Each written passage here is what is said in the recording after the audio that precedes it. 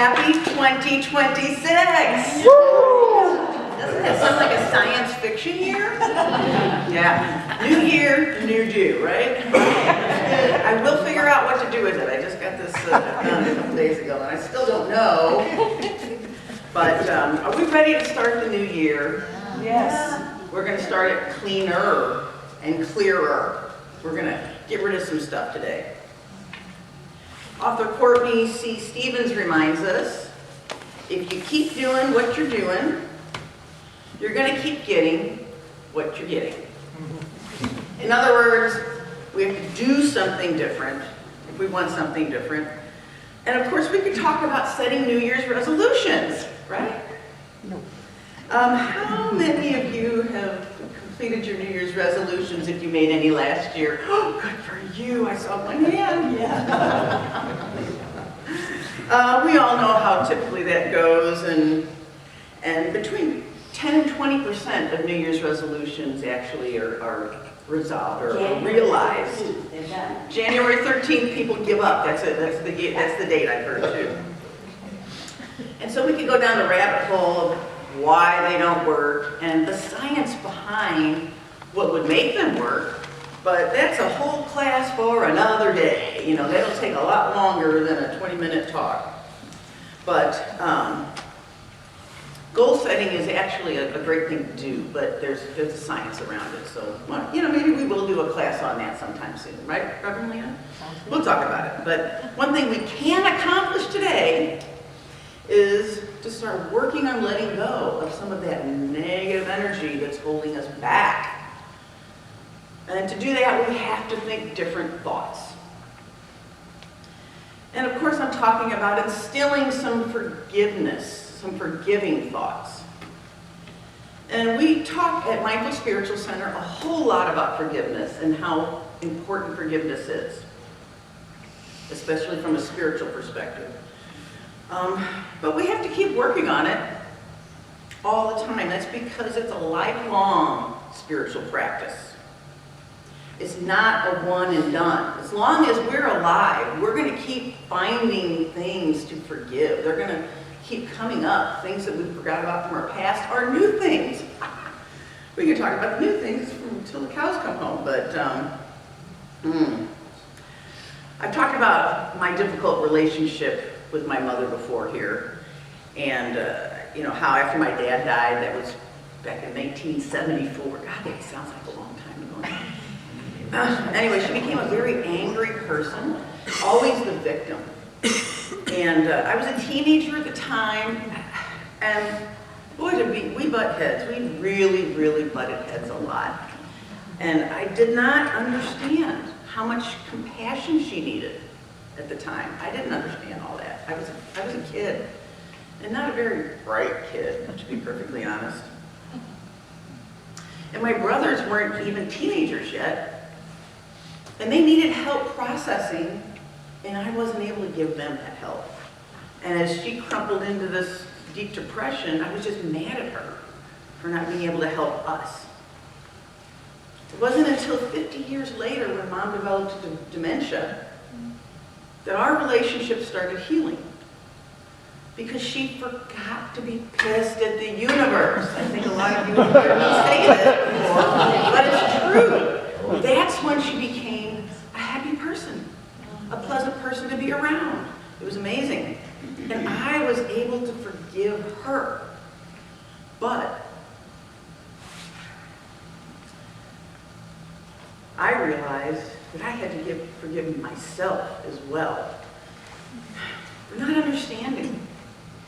For not being able to be at least some of the support that she needed. I didn't understand. And when I forgave myself for that, for not being there for her and for my brothers, I was a teenager, and I was one of those teenagers. Yeah.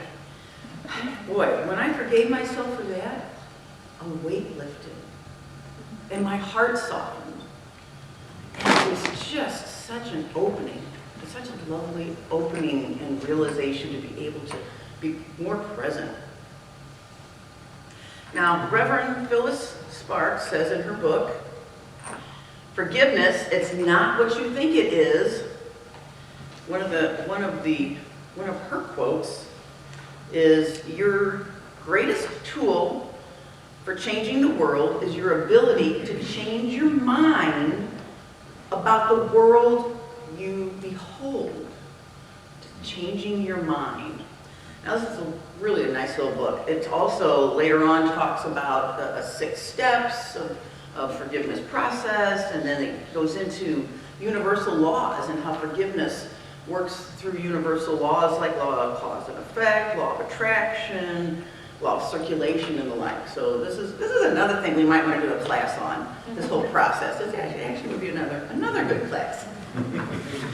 But I don't have to tell you about the physiological effects of forgiveness. There's a lot of science and data and studies behind how much it affects your blood pressure, improves your blood pressure and your immune system and other physiological things. And the positive psychological effects, mentally, that forgiveness reduces the risk of depression, and it gives you higher happiness scores. And there's also the positive spiritual effects, like the release of negative energy so that we can be more readily in contact with God, our conscious connection to God, to love. What is God? God is love. So in connection with that love. Now, across the various spiritual philosophies and religions, there's it's consistently viewed as a path to spiritual liberation. So Matthew 6:14, Jesus is teaching us that forgiving others and ourselves is essential for experiencing our connection to God, as we said. In Islam, they talk about forgiveness being both a divine attribute of Allah and a high human virtue. In Judaism, they talk about forgiveness being they don't talk about it, they practice it. Forgiveness is a deeply practical and ritualized practice, especially during Yom Kippur. If you ever really participated in the Yom Kippur practice, a lot of it's around the forgiveness process. And in Buddhism, forgiveness is a tool for releasing suffering. Dukkha, life is dukkha. And Buddhists see holding on to anger as a form of attachment that binds a person to their pain. So that's an interesting way to look at it. If you're not forgiving something or someone, you're being bound to that pain. Practicing compassion and forgiveness, the Buddhists feel you let go of the ego and move toward that place of peace and enlightenment. We could all use a little enlightenment, couldn't we? All right, so experiencing that anger, or the fear, or the frustration, or the hurt of a past experience over and over in our head, it's rewiring.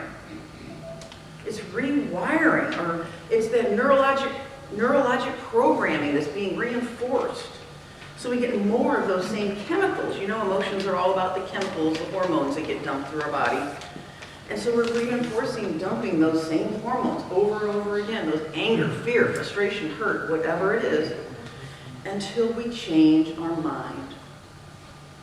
It's like we're addicted to those angry, scared, or hurt emotions, and until we break that addiction and change what we think and start to create a positive shift, we can't break that emotional programming. So here we are today. We're going to be working on breaking some of that. So our emotional response to those past events helps create our current outcomes. We know that. How we're responding emotionally to anything is our choice. We have control over that. And so you don't have to condone things. When we talk about forgiveness, we're not condoning somebody's behavior or a situation.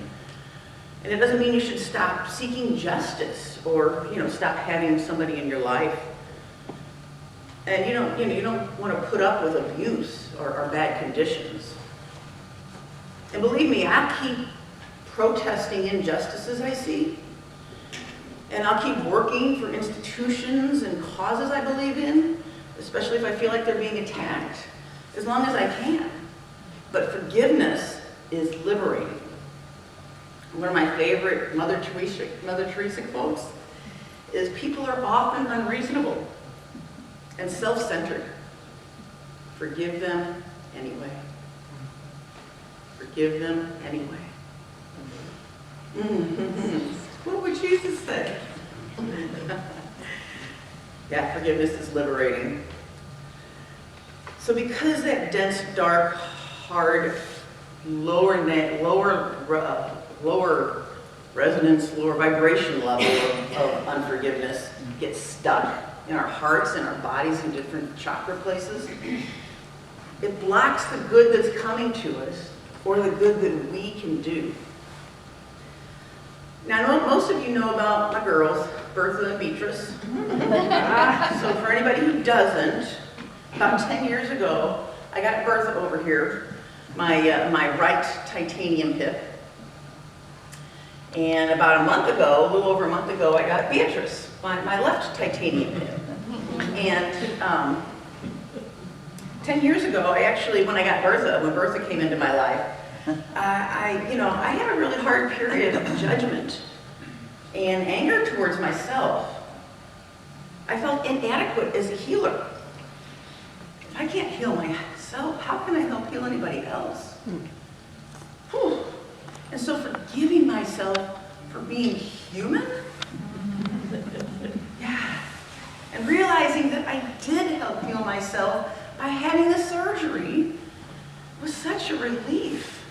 It was amazing. And so when Beatrice came along last month, I was actually able to start off, to enter this process with more gratitude, with more acceptance, and more tenacity. And it's taken probably about half the time to get back at it, to get back out here and doing stuff and having fun and making connections. Now, there's other factors that came into play as well. You know, they've gotten a little better at the surgery and things like that. But I really do believe that my attitude and my lack of my clarity around it has helped a lot. And so something for your sister to remember or to think about. I know it's hard sometimes when you haven't experienced something before, but someday nothing will fix this body. And at that time, my intention is to be grateful, to be in gratitude for the life that it gave me, right? And to be ready to move on in peace and excitement and love.